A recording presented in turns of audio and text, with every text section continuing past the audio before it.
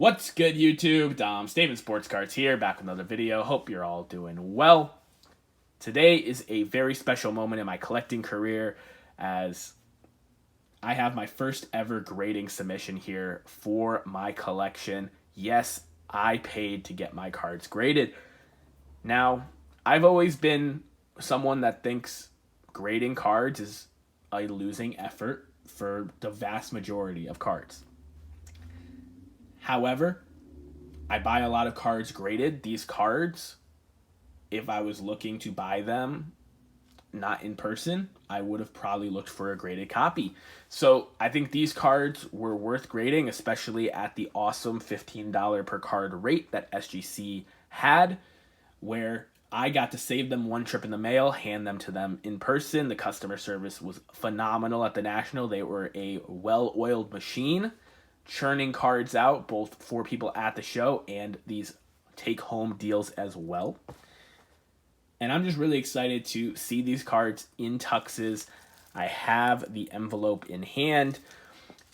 And these four cards, whether they grade ones or they really shock me, I think we're all worth grading at $15. I saved them one trip in the mail. And they're cards that I loved in my PC before, and I'm going to continue to love as graded cards as well. 4-card order. 2 of them just for population purposes, and the other 2 because they are the cardboard goat Mickey Mantle, and you can't go wrong grading a nice mantle.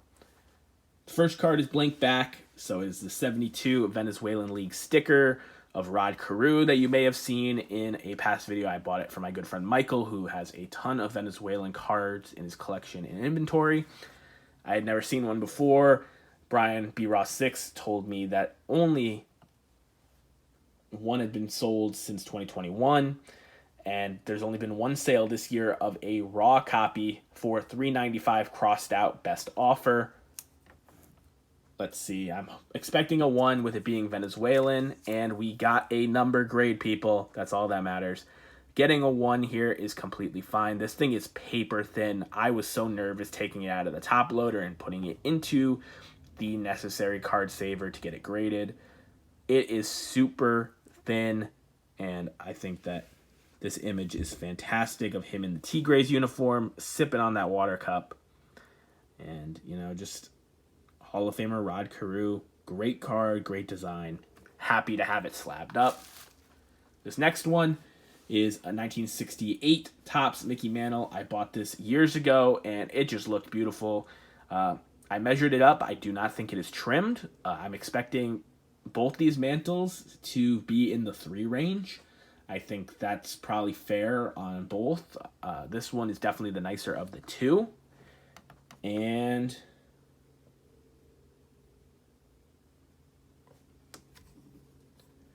SGC4, nice. Pretty good centering, decently sharp corners. I think the burlap hides a lot of flaws. The registration on this card is a tiny bit off, as you can see.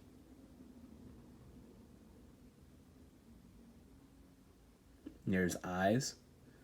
But the whole rest of the card is pretty nice. I am absolutely thrilled to have this one slabbed up, and a mantle, even in a 1, is probably worth slabbing. This one, really happy with it, and it looks great in a tux. Next one is the 1962 Topps Mickey Mantle. Not quite as nice as the other one, so the other one getting a 4. I'm expecting this to be a 3, maybe a 2.5. Love the back of this card, too. And it got a 2. Okay. Honestly, that's kind of understandable. The edges of this card are not great, but it doesn't have any major creasing or paper loss. And, man, the image of Mantle on this one is fantastic. I love the poster corner, and this being an MVP year. Shout out Dylan, Double D Vintage. I know that just makes it even more special for Mantle collectors out there. Card number 200. So, happy with that. I thought they'd both be 3s or better. They averaged out to be a 3 out of 2 and a 4. Can't really complain at $15. And finally, one of my favorite items in my collection, the 1938 Dixie Lid Bob Feller from Laybrook Ice Cream. Super awesome rookie issue. It's got paper loss on the back, but it does have the tab. And it got a 1. I'm assuming for that paper loss. It's not in the best shape, but this was the lid of an ice cream, for crying out loud. I don't care about the grade. I care that it's an authentic 1938 Dixie Lid Bob Feller Laybrook ice cream. It's cool that they put that on the front as well. Man, such a cool image. The premium of this is fantastic color image. There's Carl Hubble and Jimmy Fox as the other baseball players in this issue. Tons of different backs. Laybrook is not a super common one. It was a ice cream parlor and zoo. So really cool thing over in Lynn, Massachusetts. And man, I'm super honored to have this graded as one of only a handful SGC has seen. So let me know in the comment section below what you think of my first ever grading submission, a Feller rookie, couple mantles, and a Venezuelan Rod Carew. I'm really happy with my experience with SGC. If I pick up cards like that raw again, I definitely would consider grading with them. And you know what? Just love your cards raw in a holder. It doesn't matter. What matters is they are authentic. That's what matters on the slab, not the number. Appreciate you guys as always for checking this out, and I will catch you guys in the next one. Peace.